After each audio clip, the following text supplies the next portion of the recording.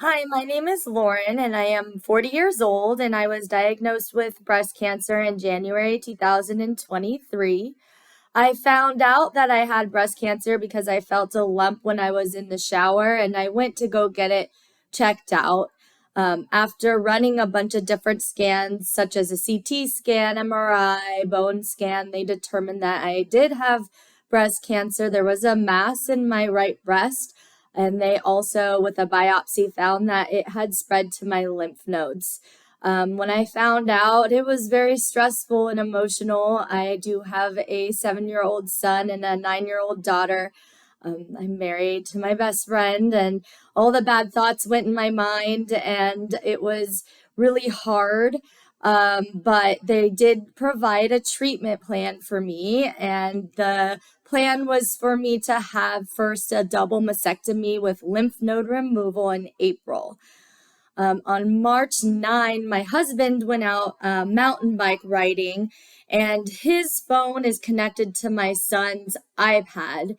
I was sitting on the sofa with my son and daughter, and all of a sudden, a picture from the mountain bike group was sent to the iPad or his phone. And it was of my husband lying on the ground with blood around him because he had taken a really bad fall. And my son and daughter saw it, and they were asking me, "Is dad dead? Is dad dead?" And I said, "I don't know. I don't know what's going on. We have to go." And I was panicking, even though I didn't know where to go. Shortly after that, the first responders called me, I would say within 5 minutes. And they reassured me and let me know that he was not going to die. And that was what I was most concerned about at that time. So I was able to feel a bit calmer. And I decided to drop my kids off at my neighbor's house.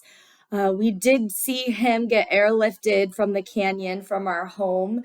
And I started to drive to the trauma center. And when I got there, I was getting a lot of special treatment. They said, "Oh, are you the wife of Charlie McDonald?" And they had a special spot for me, and they let me cut in line. And at the time, I thought he had just maybe got a concussion and a broken nose. And when I went into the trauma room, I saw him, and he had a neck brace on, and he was bleeding out of his mouth, and he was just repeating over and over again, "I'm so sorry. I'm so sorry. I messed up." And I turned to the neurosurgeon. I said, why does he have a neck brace on? And he told me, he said, "I want you to know how serious this is.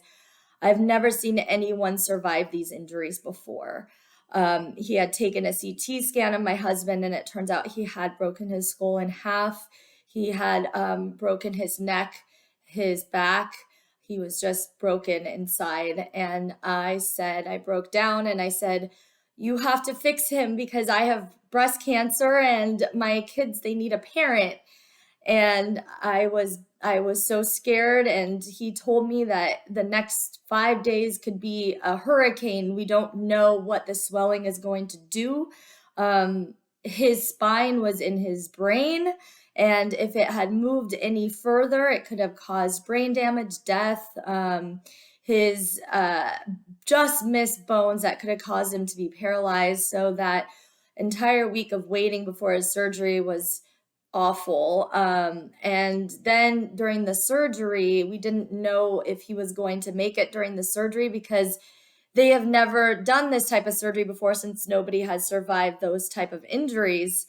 The good news is he did survive, and even though it was incredibly awful what we went through, I felt very fortunate and lucky that I still had my husband. It could have been so much worse. After surgery, he came home, I would say a month later. He had to go through rehab, and he was wearing a halo when he got home.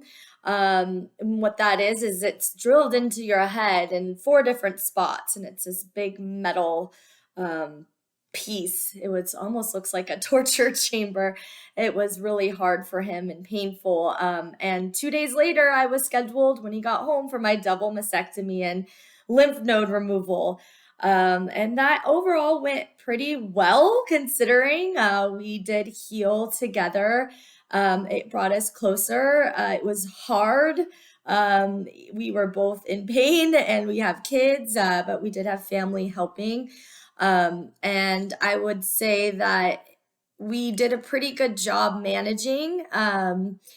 After I was done healing, I started my chemo treatment, and that has been the hardest part physically to go through. I did just finish on Friday. It's been 5 months. I lost my hair within the first 2 weeks, and I've always had blonde, long hair. So I was really sad, but I did have these beautiful wigs from Wigs.com that made me excited to wear them. So I've been able to experiment with different hairstyles that I never thought I could pull off before. So it's actually been, that part has actually been kind of fun. It's made me feel better and more confident when I wear them. To say that chemo's been easy would be a lie. It was very hard, but there were good days. You're not sick all the time, but when you are sick, it's something I would never want to have to experience again. I'm glad I'm finally done with all of that. Um, and I think what I would like you to know and learn from this video and my story is that our family went through a lot. I was diagnosed with, I'm stage 3 cancer, and that's a scary thought, but there has been a lot of good days. I wouldn't have been able to get through all of it if there weren't. So even though I went through that chemo treatment, there are days that you feel good and you can celebrate with your family if it's like a Mother's Day and you happen to feel good that day. And knowing that there were some good days with the bad had made me be able to get through it much easier. I still have a long way to go. I still am going to be doing my radiation treatment in a couple of weeks. And I got with my when I did the double mastectomy, they did a implant expansion and they put in saline implants. That's going to get ruined during my radiation, and so I'll have to do another surgery after my radiation. And that's the goal is that I'm all cured after that. I want to be here for my kids and my family, and I still have a lot to live for. So I'm confident that I'll be okay.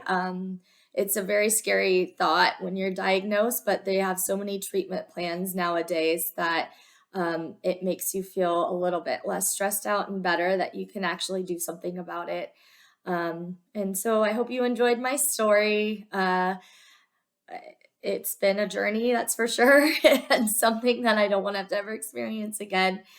I can't wait until it's all done and I can live a normal life again. It's almost there. I've done the hardest part with the chemo. So I need to thank all of my family and my friends for being there for me. You would be surprised at the amount of support. People are good. Everyone gets a lot of support when they're in horrible situations, and you don't realize that you're going to get the amount of support that you do. And people are just really nice and they help and make it easier for you. And that extends to my doctors, my hair pieces, my everyone. Thank you so much for listening. And if you were recently diagnosed, try not to stress too much about it because you'll get help and you'll get through it. Thank you.